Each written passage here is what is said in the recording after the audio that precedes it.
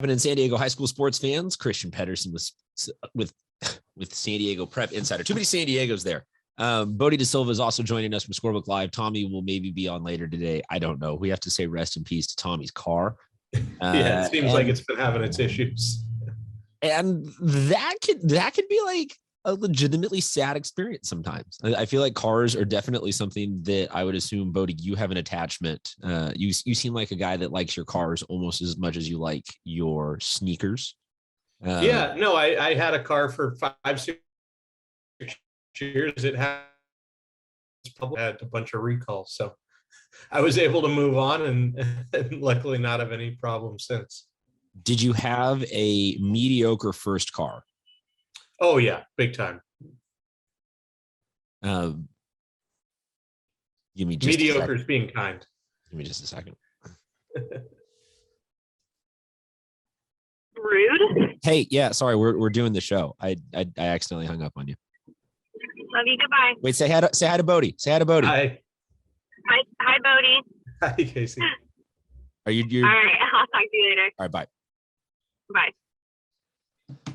Bye. Coach Pedersen, everybody. What's up, Casey? Okay. What was I feel like the awful car is a great rite of passage in high school. What did you have? What was the trash mobile that you started with? Yeah, it was a Mercury Sable in a wagon, so 8-seater. It had 3 in front, 3 in the middle, and then 2 in the way back facing the opposite direction. It had an 8-seater with 2 in the way back going the opposite direction. Yeah. My goodness, what color is this? Because is this like wood? Yeah, it was panel on the side kind of thing.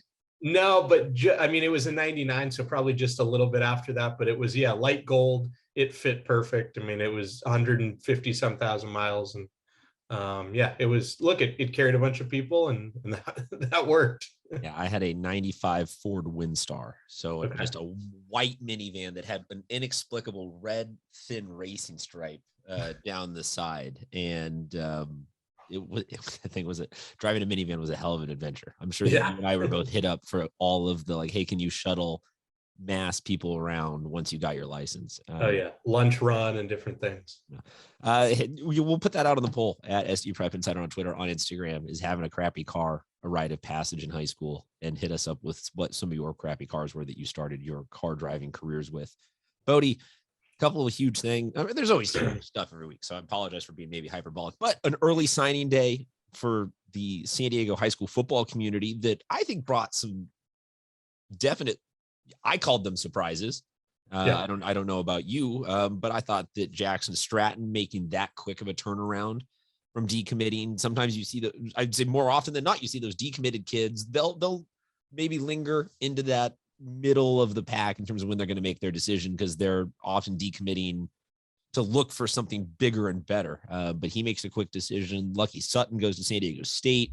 Christian Washington goes from he doesn't have any offers to he wins a championship, and now he's committed to a call. Like, what were some of the things that caught your eye?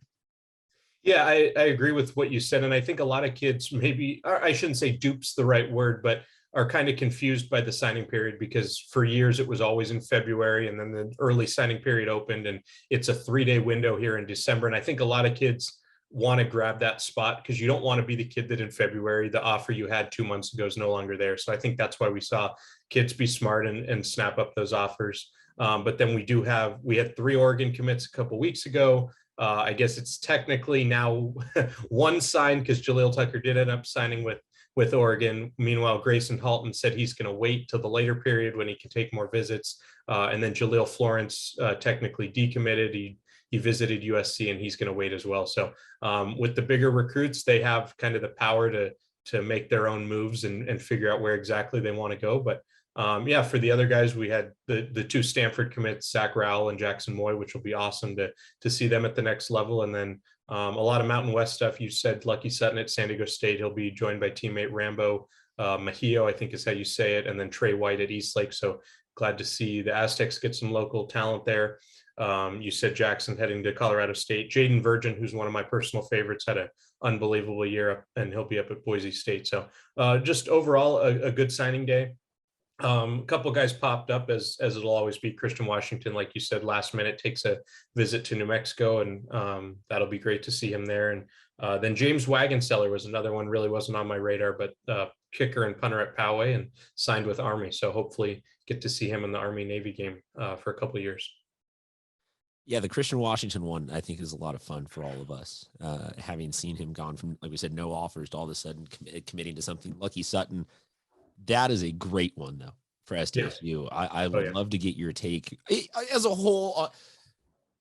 I kind of hate the argument that, oh, SDSU doesn't recruit local. Like we should get all the. Yes, no, I don't know. Where do you draw the line at? Like someone, is a 3.5-star prospect here in San Diego, but you could go get a 4 somewhere. Like, where do you, like, what is the threshold for, oh, like, we're willing to accept this talent because it's low? Like, no, find the best players and get them. But you do see in the last maybe 5 years, SDSU has dipped their toes and taken some chances on some more guys locally. And that seems to be really, really panning out really super, super well. Lucky Sutton feels like one of the best gets, though, within that category of local guys who do meet the threshold of, like, you're like, I'm actually legitimately excited that they got this guy. Not, oh yeah, man, good for him. Yeah, I absolutely agree. And I hate that argument as well, because it's not, they don't have some vendetta against local schools. Like if they think kid can help them, they're going to get him. If there's a kid in the southern section or the Northern California area, they're going to go recruit that kid too. And Lucky's a great commit for them. I'm shocked that a Pac-12 school wasn't able to get it done. And it sounds like there were some Pac-12 schools that were kind of figuring out, can they create room for him? But it shouldn't have taken this long. We saw what he could do in the spring. He continued it now. It'll be a great get for them, and it wouldn't shock me. I don't exactly know their running back depth chart, but I wouldn't be surprised to see him get on the field very early there, because like he had at Cathedral, they're going to have a great offensive line, and the guy just knows how to play running back. And so he's never really had injury history, and I think he'll continue, and we'll see a lot of what he did there. I mean, to me, in talking about the stars, like that's a kid I would have as a 4-star recruit. I don't really know what I'm missing there. He's a great player, and that's a huge deal for San Diego State. He seems very much Rashad Penny body type, just in terms of that. Yes, he has a fantastic left-right move, but he is more suited to the stepping up of the levels of playing, because he can still go straight through people. Well, and furthermore, just seeing these last 3 games he played, whether it's Carlsbad, Orange Luther, and Folsom, 3 of the very best teams in the States, just under 900 yards in those games. Like, he enjoys the big moment too. Yeah, the big moment came, and he did everything he could, and it's not just his team. Obviously, we know there's so much talent around there, but like he showed up to play in those games, and I think that should have further convinced other schools. But yeah, that's a great one for them. Yeah, the intern agrees. She feels like it's one of the best signings. This is not the end. Like, it is not just today. It is, and then another day. Football players can now sign at any point. Yes, like we will. Some of them will trickle in. Some of them will come in clumps. There is no more set like threshold. Technically, so they can sign through tomorrow night, and then they would have to wait until February to sign again. Okay. So we will see for the next 24 hours or so if we can land any more major spots here from San Diego.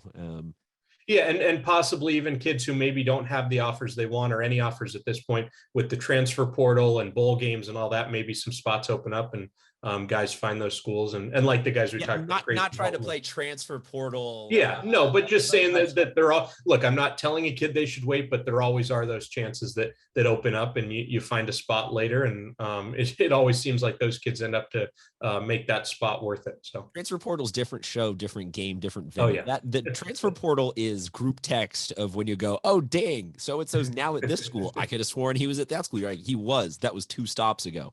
That's not for public. And in this season, with 2 football seasons being crammed into 8 months, it really does feel even shorter. So guys that I saw in the spring season at one school that are now beating that school they were at in the fall. So congratulations to everybody that signed. We love our high school football, but it is no longer football season. So Bodie, let's talk a little bit about basketball, or let's just say winter sports. Yeah. Open floor. What did you see in the past week that excited you? Yeah, so a couple of guys that have really started the year with really good starts. For Scripps Ranch basketball, they're off to a 9-2 start, which is really impressive, and someone that I've got my radar on for the top 10. And they've got a senior, Caden Flint, who's really been on fire.